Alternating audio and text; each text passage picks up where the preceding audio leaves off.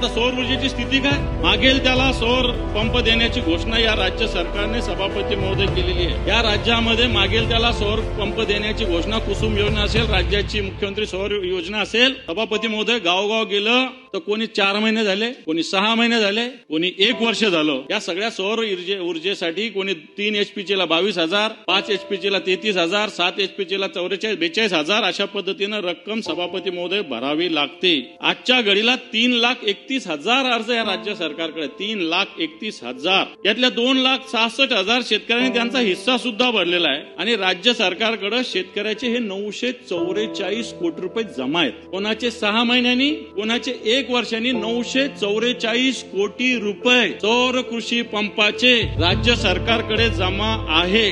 खरं तर शेतकऱ्याच्या टाळूवरचं लोणी खाण्याचा हा प्रकार आहे सभापती महोदय. 940 कोटी साधी रक्कम नाहीये, शेतकऱ्यांनी सौर पंपासाठी भरलेली रक्कम आहे. आणि ज्याला सौर पंप घ्यायचा त्याला बाकी कनेक्शन पण मिळत नाही, त्याला सौर पंप आता घ्यायचा जे त्याला लावावाच लागणार आहे. परंतु 944 कोटी रुपये घेऊन मला वाटत नाही येणाऱ्या काळात या शेतकऱ्यांना सौर पंप मिळेल. कारण अतुल सावे आमच्या इथलेच मंत्री, माझी त्यांच्याविषयी चर्चा होत असते. आत्ताशी माझ्या माहितीप्रमाणे 1,50,000 पंपाचं टेंडर निघालेलं आहे आणि ते मंजूर झाल्यानंतर फक्त 1.5 लाख लोकांना मिळतील. याचा अर्थ उरलेले लोक आणखी त्याच्यासाठी पैसे भरतायत.